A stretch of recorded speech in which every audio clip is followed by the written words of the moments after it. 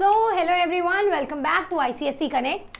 अच्छा, एक मूवी देखी है, डरना ज़रूरी है, क्योंकि अगर नहीं देखी है तो मैं रिकमेंड करती हूँ आज देख के आओ, लेकिन उससे पहले ये देख लेना, क्योंकि अगर ये नहीं देखा तो वाकई में डरना ज़रूरी हो जाएगा। Okay, so starting with our poem haunted houses. All houses wherein men have lived and died are haunted houses. Through the open doors, the harmless phantoms on their errands glide, with feet that make no sound upon the floors. So now by reading the first stanza, one gets a clear picture of the theme presented by Longfellow. Who's Longfellow? Longfellow is the poet. He is trying to talk about ghosts, but in a good way. According to him, any house in which men have lived and died are haunted houses, and in them live spirits who come and go out without making any sound. The stanza contains alliteration in the sounds of H, E and O, which give it a very simple and sing-song rhyme.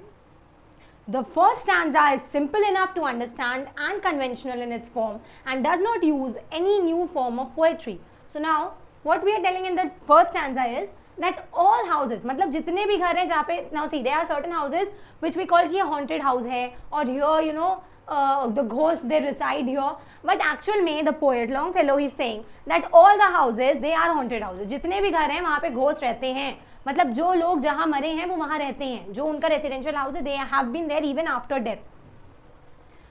Through the open doors, the harmless phantoms on the errands glide. Phantoms means the ghosts, and the errands means that they that their journey. Okay, so he is trying to say that the open doors, the doors when they open, even the ghosts, they are moving in and out through it. We meet them at the doorway, on the stair, along the passages they come and go, impalpable impressions on the air, or sense of something moving to and fro. So the second stanza explains the behavior of these ghosts and the way they move around. We meet them at the doorway, on the stair means this stanza, the second stanza, it's explaining that how the ghosts they move around. Okay, so where do they move? Longfellow claims that we meet them on stairways, the door, and they come along the same path we use. मतलब we meet them at the doorway, ठीक है, दरवाजे पे, stairs पे, सीढ़ियों पे, and the passages we come and go, and the normal passages, घर के रूम्स, पैसेजेस जहाँ से हम आते जाते हैं, वहीं पे ये घोस्ट भी रिसाइड कर रहे हैं, they are also moving there. However, to us, they just seem like impalpable impressions in the air, as if the air is blowing strongly. Impalpable means something which cannot be touched. Okay, so for us it's an impalpable impression, means something which cannot be touched. We just feel that the air is moving strongly. By describing their movements, the poet is trying to convince his readers that even though we do not see them, still they are always around us doing their work. A sense of something moving to and fro means even though we cannot see them, but they are still there. हम उनको देख नहीं सकते हैं अपनी bare naked eyes से, मगर हमारे आसपास ghost हैं. So in this way, the concept of ghost seems a less scary thought. Once again, by using assonance in sounds like O, E and A followed by a strict rhyme scheme, the stanza becomes very easy to read. Now again, in every stanza I've put the assonance, alliteration, metaphor, but I'm not explaining that right now because in this particular video we're going to give the explanation of the poem, of the lines, okay, and we will make a separate video for this. There are more ghosts at table than the hosts invited. The illuminated hall is thronged with quiet, inoffensive ghosts as silent as the pictures on the wall. So now this stanza the poet says that there are more guests at the table than the hosts invited. मतलब यहाँ पे he's talking that whenever we invite people, तो हमें ऐसा लगता है कि भाई हमने जितने लोगों को invite करा है, हमारे मामा, चाचा, ताया, फूफा, ठीक है, वही लोग हैं. But the poet is saying कि actual में सिर्फ वो नहीं होते हैं, जो host ने जिन लोगों को invite करा होता है सिर्फ वो नहीं होते, वहाँ पे ghost भी होते हैं. So the stanza contains the figure of speech called simile, where something is likened to another thing using words like or as. ठीक है, like और as का यहाँ पे यूज करा गया, इसलिए simile. Again I'm saying we will make a separate video for figures of speech, तो ये आपको वहाँ clear हो जाएगा. Here the ghosts have been compared to paintings on the wall by saying as silent as the pictures on the walls. The last line, as silent as the pictures on the wall. ठीक है, तो यहाँ पे हमने ghost को painting से compare करा है. जो लोग मर चुके होते हैं उनकी पिक्चर्स हमेशा हमारे वॉल पे लगी होती हैं, राइट. तो वो जो पिक्चर्स या फिर नॉर्मल भी जो पिक्चर्स लगी हुई हैं वो एकदम शांत है, वो हमसे बात नहीं कर सकती हैं, राइट. तो उसी तरह से घोस्ट को उन पिक्चर से कंपेयर करा गया है कि जो घोस्ट है वो भी उतना ही शांत है, हमें क्योंकि सुनाई नहीं देता. Longfellow is showing us that ghosts are silent beings, unlike popular ideology related to ghosts. He says that at parties, the number of guests is more than what the host invites. That is because the uninvited guests happen to be the inoffensive ghosts who are so quiet that one does not notice their presence at all, just like the paintings mounted in rooms. So means he says that there are more people. ठीक है, जितने guest हम invite करते हैं उनसे ज़्यादा लोग वहाँ आए होते हैं, और वो ज़्यादा लोग कौन होते हैं? The inoffensive ghost. Inoffensive ghost मतलब जो शांत रहते हैं, जो कि वायलेंस नहीं करते हैं. ठीक है, the silent ghost they are always there. तो उन पार्टीज में घोस्ट भी होते हैं. The stranger at my fireside cannot see the forms I see, nor hear the sounds I hear, he but perceives what is, while unto me all that has been is visible and clear. So now in the fourth stanza, the poet addresses a man who is not confirmed to be present there and describes how that person cannot see the spirit. Now the poet is comparing himself to another man. He is saying that the other man who is not even there, he is just creating an imaginary man, कि वो जो इंसान है वो उन भूतों को, उन घोस्ट को नहीं देख सकता है. Longfellow used the technique of addressing the man as a way of showing the differences in the ability of the poet in being able to see the ghost. While the poet can see their forms and hear their sounds, the stranger next to him can only perceive them. So now he is comparing himself. He is saying कि मुझे जो है, मैं जो है उनको सुन सकता हूँ, देख सकता हूँ, ठीक है, बट वो जो स्ट्रेंजर, जो दूसरा इंसान है, वो सिर्फ उनको परसीव कर सकता है. परसीव कर सकता है मतलब फील कर सकता है. ठीक है, वो उनको देख नहीं सकता, उनको उनसे बात नहीं कर सकता, उनको सुन नहीं सकता, लेकिन मैं सुन सकता हूँ. This is because humans cannot see ghosts, but it seems like the poet has the skill to do so. The stanza also contains perfect rhyme which matches the ABAB rhyme scheme of the poem, giving it a relaxed form. So now this is because the humans cannot see. Now बोला जाता है ना कि if it's a dog, ठीक है, and if there is something unusual, so the dog starts barking, right? तो अगर कोई जानवर है तो उसको इन सब चीज़ों का सेंस हो जाता है, बट वी एज ह्यूमंस हम लोग को सेंस नहीं हो सकता. बट इस स्टैंजा से क्या पता चल रहा है? पोएट ये बताने की कोशिश कर रहे हैं कि उनके अंदर कुछ ना कुछ देयर इज समथिंग अनयूजुअल, कुछ ऐसी शक्तियाँ हैं जिसकी वजह से वो उस घोस्ट को फील कर सकते हैं. ठीक है, but the other person who is also human being वो नहीं कर सकता. We have no title deeds to house or lands. Owners and occupants of earlier dates, from graves forgotten stretch their dusty hands and hold in mortmain still their old estates. So now here the poet is saying that the ghosts, they live in their own estates only. वो घर जहाँ पे वो मरे वो वहाँ रहते हैं, वो उसको छोड़ के कहीं नहीं जाते हैं. The poet seems to be talking about the point of view of the ghost in the stanza. ठीक है, ghost के point of view से बात करी जा रही है. He says that we, that is the spirits of people who have passed on, do not own any houses or title deeds. तो यहाँ पे पोएट कह रहे हैं कि बी मतलब घोस्ट, घोस्ट अपनी बात कर रहे हैं कि हम जो घोस्ट हैं, ठीक है, हमारा अपना कोई घर नहीं है. Now we don't have our own residence, हमारे नाम पे हमारी अपनी कोई चीज़ नहीं है. He describes them using imagery in the following lines. From graves forgotten to stretch their dusty hands, and these hands are holding the mortmain that used to belong to their estates. In this way, the poets express their true nature by showing that the houses they once owned have now been taken from them. They no longer own it, even though they might have had the estate papers in their dusty hands. Here, Longfellow has introduced the concept of materialism and how it does not affect ghosts, as they have already owned and moved away from their properties. This shows that ghosts have no worldly desires and are content with the way things are. So now, this paragraph says, the stanza says that the ghosts, they are telling that we are not the owners. हमें हमारा जो भी ownership था हम वो छोड़ के जा चुके हैं. तो यहाँ पे मटीरियलिज्म और स्पिरिचुअलिज्म के बीच में एक कनेक्ट करने की कोशिश करी है पोएट ने. ठीक है, कि अब जो घोस्ट हैं वो मटीरियलिज्म से आगे बढ़ चुके हैं. Now they are into the spiritual world. तो वो घर, ऑल द टाइटल डीड्स, जो भी चीज़ें हैं, अब उनको वो मटीरियलिस्टिक चीज़ों से कोई फर्क नहीं पड़ता है. ठीक है, so they just stretch their hands from the graves. ठीक है, for the spiritual things, for the spirituality.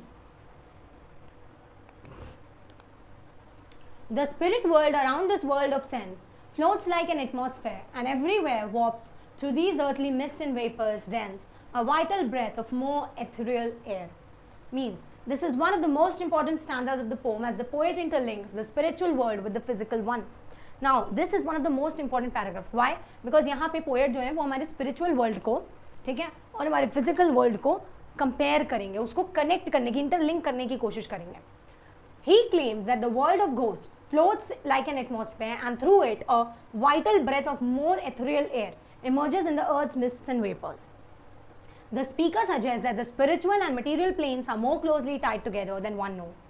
It is always present around the world and just flows on as if it is in the air. मतलब यहाँ पे the poet says that there is the spiritual world, the spirits, they are there around us in the air always. मतलब ये जो vapour, जो हवा हमारे आसपास है ना, इसी में आत्माएं हैं, इसी में स्पिरिट्स हैं, इसी में घोस्ट हैं, ठीक है. They are the good ghost, जो स्पिरिट्स की जो एक नेगेटिव सोच बनाई हुई है, ठीक है, उसको जो है हमारे जो पोएट है वो कट करने की कोशिश कर रहे हैं. So he is telling that the spirits they are around us all the time and they don't harm us. Okay, they are there in the form of mist, in the form of vapors, in the form of air that is around us. Similarly, the earth has mist and vapors of many different kinds, and through this the ghosts and phantoms find a way to slip into a human dimension. Longfellow used visual imagery to give it a picture of the way the ghosts penetrate amidst human beings. It feels as if there is a veil of air and it is being lifted partially to let small breezers in that breeze being supernatural beings. So he is saying that there are different kinds of mist, there are different kinds of vapors, ठीक है. तो उससे ही वही जो हमारे आसपास की हवा है, जो एयर है, वहीं से स्पिरिचुअल वर्ल्ड से मटीरियल वर्ल्ड में the ghost, the spirits, they slip in. Okay, and they are around us all the time. Our little lives are kept in equipoise by opposite attractions and desires, the struggle of the instinct that enjoys and the more noble instinct that aspires. So now here he is saying that it is kept in equipoise. What is equipoise? Equipoise means balance. Okay, so the poet says that our lives are kept in balance. हमारी life जो है वो balance में रहती है. किस चीज़ का balance? By opposite attractions and desires. Okay, means we have different kinds of attractions and desires in our lives. So one of the attraction, the struggle of the instinct that enjoys. What is one instinct? That we need to enjoy, and the other instinct is to aspire. ठीक है, कि अभी अच्छा ज़्यादातर जो ये video बच्चे देख रहे होंगे वो 10th में होंगे, राइट. तो अभी वो क्या सोचते हैं कि यार अभी ही तो लाइफ है, इसके बाद तो हमें जॉब करनी है, अभी इसके बाद तो चीज़ें और डिफिकल्ट हो जाएंगी, अभी लाइफ है, अभी हमें एंजॉय कर लेना चाहिए. तो एक इंस्टिंक्ट क्या है कि हमें एंजॉय करना है. दूसरा इंस्टिंक्ट क्या होता है? एस्पायर. दूसरे एस्पिरेशंस होती हैं कि 10th है, बोर्ड्स है, we need to score good, हमें अपने पेरेंट्स को प्राउड फील कराना है, अपने टीचर्स को प्राउड फील कराना है, हमें अपने लिए अच्छे मार्क्स लेके आने हैं, ठीक है, we have to give our best. तो वो एस्पिरेशंस होती हैं, ठीक है. तो कहीं ना कहीं इन दोनों चीज़ों के बीच में बैलेंस बना के रखना, this is life, this is human nature. These perturbations, this perpetual jar of earthly wants and aspirations high, come from the influence of an unseen star, an undiscovered planet in our sky. So now these perturbations means that this confusion. What confusion? कि हमें enjoy करना चाहिए या हमें अपनी goals की तरफ ज़्यादा आगे रहना चाहिए, ठीक है. तो हम ये जो कन्फ्यूजन है ये बढ़ता जाता है of earthly wants and aspirations high. तो ये जो कन्फ्यूजन है ना, ये हमेशा ह्यूमन नेचर में रहता है. यहाँ पे क्या है, पोएट ह्यूमन नेचर बताने की कोशिश कर रहे हैं. एंड ये कहाँ से आता है? It come from the influence of an unseen star and undiscovered planet in our sky. और ये जो इन्फ्लुएंस आता है ना, जिसकी वजह से हम इन दोनों चीज़ों को बैलेंस कर पाते हैं, अपनी लाइफ को बैलेंस रख पाते हैं, ये एक अनसीन प्लैनेट से आता है, ठीक है. We get that vibe, we get it from some planet. Means that the stars and the planets, they increase their curiosity, okay, for us, because he blames the vast universe for such temptations. तो यहाँ पे poet जो है इतने बड़े universe को blame कर रहे हैं कि हमें इतने टेम्पटेशंस, हमें इतनी सारी चीज़ें चाहिए क्योंकि यूनिवर्स इतना वास्ट है, उसमें इतनी चीज़ें हैं, हमें इसलिए चाहिए. Okay, so it comes from an unknown planet. Okay, so like whenever there is a moon, ठीक है, जब भी मून की रोशनी, ठीक है, चांद की रोशनी हमारे पानी समुद्र पे पड़ती है, तो क्या होता है कि एक पर्टिकुलर एरिया होता है जो वो रोशनी से चमक उठता है, right. It feels as if there is a bridge. तो यहाँ पे पोएट क्या कह रहे हैं? And as the moon from some dark gate of cloud throws over the sea a floating bridge of light. ठीक है, ऐसा लगता है जैसे कि वो मून जो है वो पानी पे एक ब्रिज बना रहा है लाइट का, as if that moon is creating a bridge of light on that water. उस समुद्र के बीच में ऐसे रोशनी की एक ब्रिज बन चुका है. Across whose trembling planks are fancies crowd into the realm of mystery and night.